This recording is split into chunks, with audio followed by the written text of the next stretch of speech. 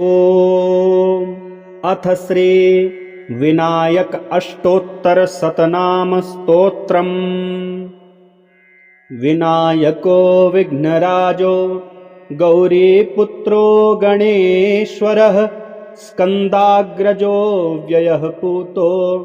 दक्षोऽध्यक्षो द्विजप्रियः अग्निगर्वच्छिद्दिन्द्र श्रीप्रदो वाणीप्रदायकः सर्वसिद्धिप्रदः सर्वतनयः सर्वरिप्रियः सर्वात्मकः सृष्टिकर्ता देवानीकार्चितः शिवः सिद्धिबुद्धिप्रदः शान्तो ब्रह्मचारी गजाननः द्वैमातुरो मुनिस्तुत्यो भक्तविघ्नविनाशनः एकदन्तश्चतुर्बाहुश्चतुरः शक्तिसंयुतः लम्बोदरः शूर्पकर्णो हरिर्ब्रह्मा विदुत्तमः काव्यो गृहपतिः कामी सोमसूर्याग्निलोचनः पाशाङ्कुशधरश्चण्डो गुणातीतो निरञ्जनः अकल्मषः स्वयं सिद्धः सिद्धार्चितपदाम्बुजः बीजापूरफलासक्तो वरदः शाश्वतः कृती द्विजप्रियो वेतभयो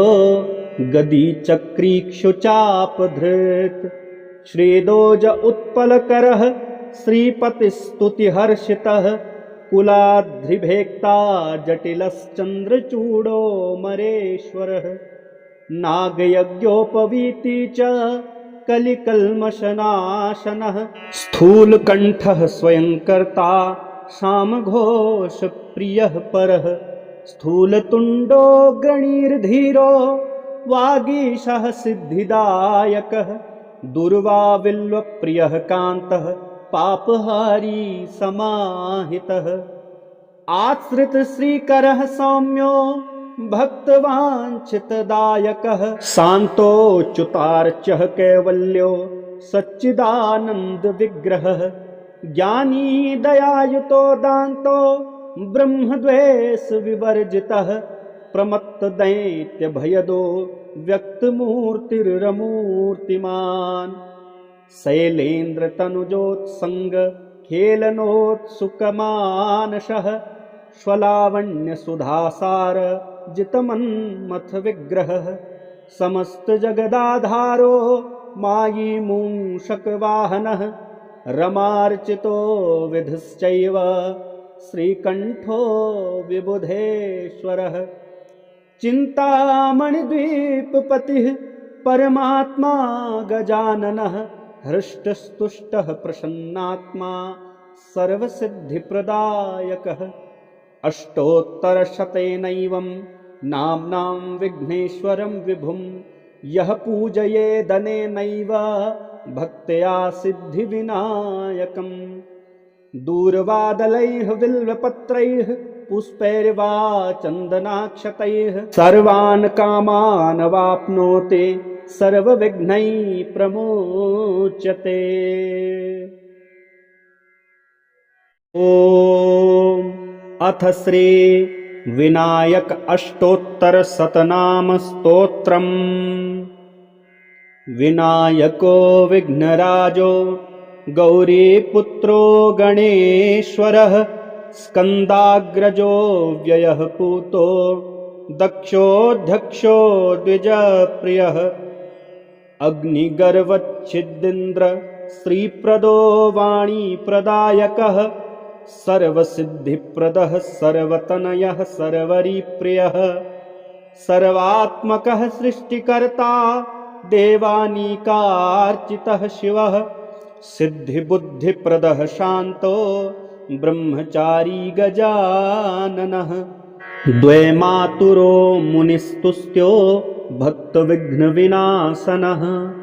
एकदन्तश्चतुर्बाहुश्चतुरः शक्तिसंयुतः लम्बोदरः शूर्पकर्णो हरिर्ब्रह्मा विदुत्तमः काव्यो गृहपतिः कामी सोमसूर्याग्निलोचनः पाशाङ्कुशधरश्चण्डो गुणातीतो निरञ्जनः अकल्मषः स्वयं सिद्धः सिद्धार्चितपदाम्बुजः बीजापूरफलाशक्तो वरदः शाश्वतः कृती द्विजप्रियो वेतभयो गदीचक्रीक्षुचापधृत् श्रीदोज उत्पलकरः श्रीपतिस्तुतिहर्षितः कुलाद्रिभेक्ता जटिलश्चन्द्रचूडो मरेश्वरः नागयज्ञोपवीति च कलिकल्मषनाशनः स्थूलकण्ठः स्वयंकर्ता सामघोषप्रियः परः स्थूलतुण्डो गणीर्धीरो वागीशः सिद्धिदायकः दुर्वाविल्वप्रियः कान्तः पापहारी समाहितः आश्रितश्रीकरः सौम्यो भक्तवाञ्छितदायकः शान्तोच्युतार्चः कैवल्यो सच्चिदानन्दविग्रहः ज्ञानी दयायुतो दान्तो ब्रह्मद्वेषविवर्जितः प्रमत्तदैत्यभयदो व्यक्तमूर्तिरमूर्तिमान् शैलेन्द्रतनुजोत्सङ्ग खेलनोत्सुकमानसः स्वलावण्यसुधासार जितमन्मथ विग्रहः समस्तजगदाधारो मायी मूषकवाहनः रमार्चितो विधश्चैव श्रीकण्ठो विबुधेश्वरः चिन्तामणिद्वीपपतिः परमात्मा गजाननः हृष्टस्तुष्टः प्रसन्नात्मा सर्वसिद्धिप्रदायकः अष्टोत्तरशतेनैवं नाम्नां विघ्नेश्वरं विभुं यः पूजयेदनेनैव भक्त्या सिद्धिविनायकम् दूरवादलैः बिल्वपत्रैः पुष्पैर्वा चन्दनाक्षतैः सर्वान् कामान् वाप्नोति सर्वविघ्नैः प्रमुच्यते। ॐ अथ श्री विनायक अष्टोत्तर शतनाम स्तोत्रम्। विनायको विघ्नराजो गौरीपुत्रो गणेश्वरः स्कन्दाग्रजो व्ययः पूतो दक्षोऽध्यक्षो द्विजप्रियः अग्निगर्वच्छिद्दिन्द्र श्रीप्रदो वाणीप्रदायकः सर्वसिद्धिप्रदः सर्वतनयः सर्वरीप्रियः सर्वात्मकः सृष्टिकर्ता देवानीकार्चितः शिवः सिद्धिबुद्धिप्रदः शान्तो ब्रह्मचारी गजाननः द्वैमातुरो मुनिस्तुष्ट्यो भक्तविघ्नविनाशनः एकदन्तश्चतुर्बाहुश्चतुरः शक्तिसंयुतः लम्बोदरः शूर्पकर्णो हरिर्ब्रह्मा विदुत्तमः काव्यो गृहपतिः कामी सोमसूर्याग्निलोचनः पाशाङ्कुशधरश्चण्डो गुणातीतो निरञ्जनः अकल्मषः स्वयं सिद्धः सिद्धार्चितपदाम्बुजः बीजापूरफलाशक्तो वरदः शाश्वतः कृती द्विजप्रियो वेतभयो गदीचक्रीक्षुचापधृत् श्रीदोज उत्पलकरः श्रीपतिस्तुतिहर्षितः कुलाद्रिभेक्ता जटिलश्चन्द्रचूडो मरेश्वरः नागयज्ञोपवीति च कलिकल्मषनाशनः स्थूलकण्ठः स्वयंकर्ता सामघोषप्रियः परः स्थूलतुण्डो गणीर्धीरो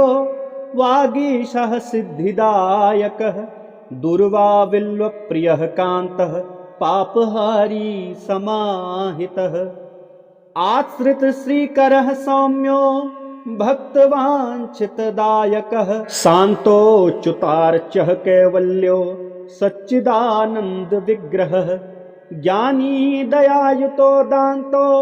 ब्रह्मद्वेषविवर्जितः प्रमत्तदैत्यभयदो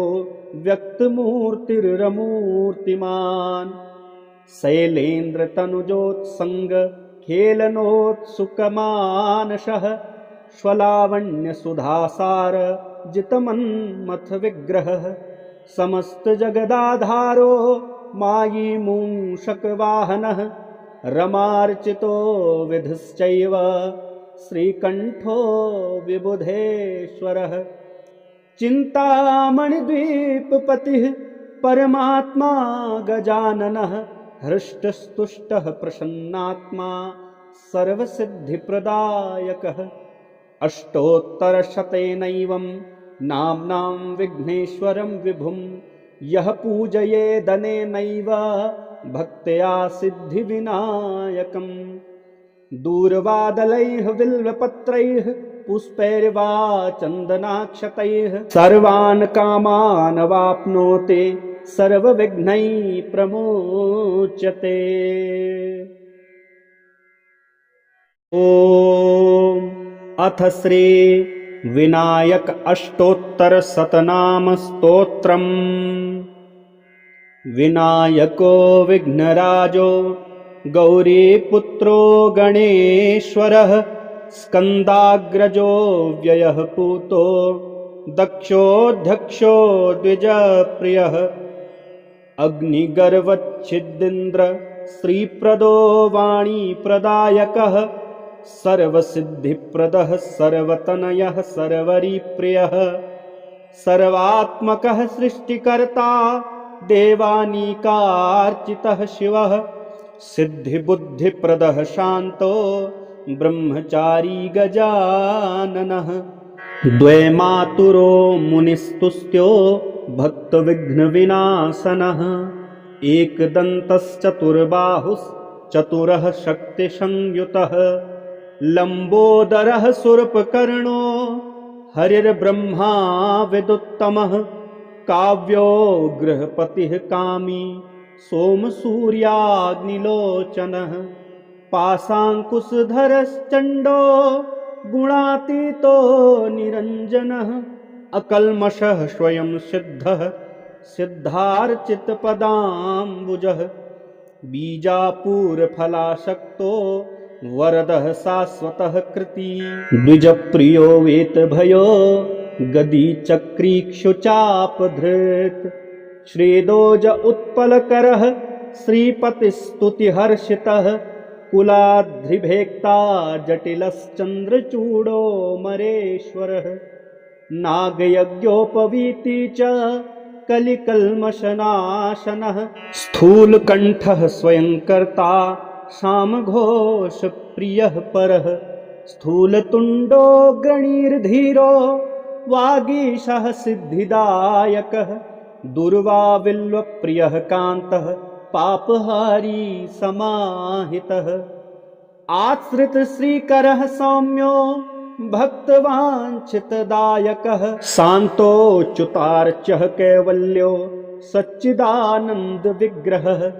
ज्ञानी दयायुतो दान्तो ब्रह्मद्वेषविवर्जितः प्रमत्तदैत्यभयदो व्यक्तमूर्तिरमूर्तिमान् शैलेन्द्रतनुजोत्सङ्ग खेलनोत्सुकमानसः स्वलावण्यसुधासार जितमन्मथ विग्रहः समस्तजगदाधारो मायी मूषकवाहनः रमार्चितो विधश्चैव श्रीकण्ठो विबुधेश्वरः चिन्तामणिद्वीपपतिः परमात्मा गजाननः हृष्टस्तुष्टः प्रसन्नात्मा सर्वसिद्धिप्रदायकः अष्टोत्तरशतेनैवं नाम्नां विघ्नेश्वरं विभुं यः पूजयेदनेनैव भक्त्या सिद्धिविनायकम् दूर्वादलैः बिल्वपत्रैः पुष्पैर्वा चन्दनाक्षतैः सर्वान् कामान् वाप्नोति सर्वविघ्नैः प्रमुच्यते।